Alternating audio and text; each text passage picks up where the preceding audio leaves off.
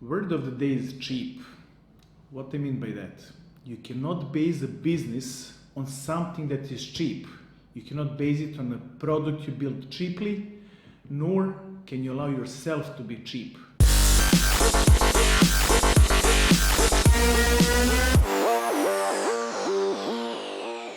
The reason that I'm saying is that there's a number of things that you have to do properly in order to get your idea to execution and to fully build product. And if you skip important steps in building this product, you'll compromise its integrity and what it needs to be. First of all, that idea needs to be well developed and well defined. Once you have the idea, you're thinking about your target audience. Once you know the target audience, you're thinking about the main value propositions, which means what is the value you're gonna bring it to each of these audience that you have.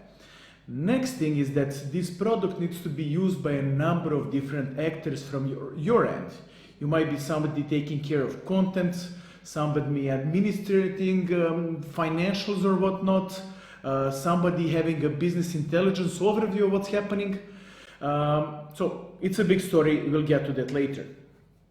Then you have to go into wireframing and to incrementally develop those wireframes so they make sense based on the idea that you made and the conceptions that you had.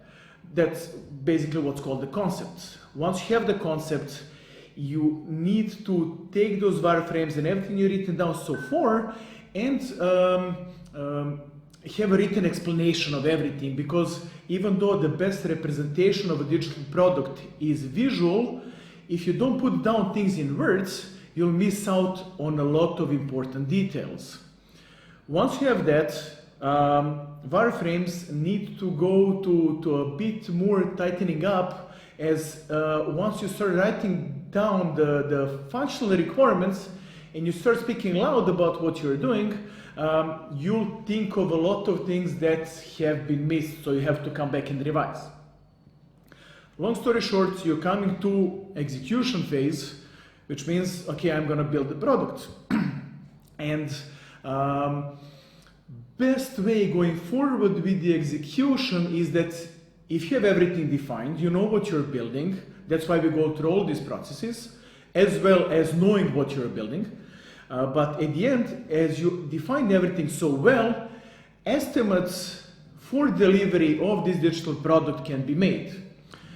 At this moment, you can go ahead and open the tender for agencies that can deliver a product.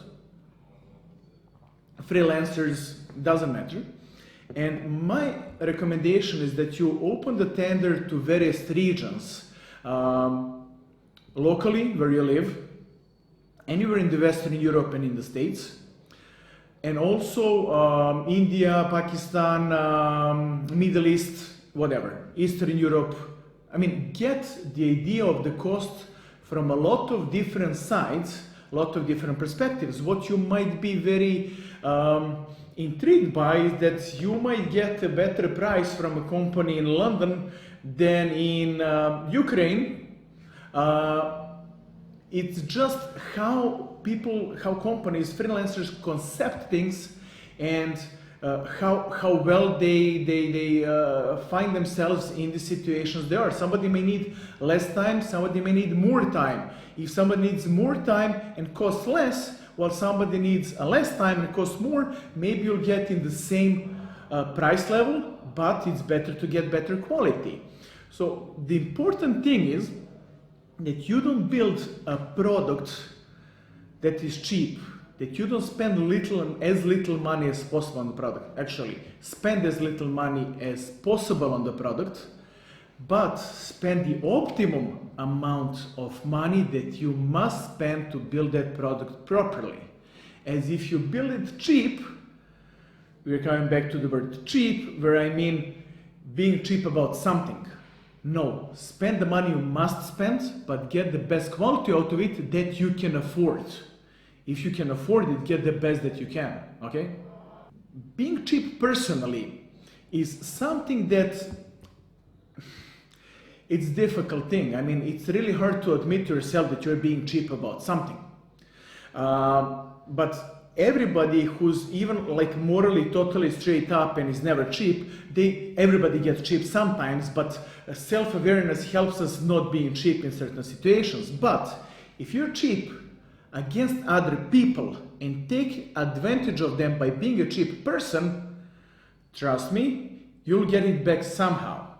The most important thing is that you should not be cheap towards other people. It's okay to be cheap against things that you have buy, so you don't spend $100 on something, you spend 80 and you still get the same thing. That's not being cheap, that's being smart.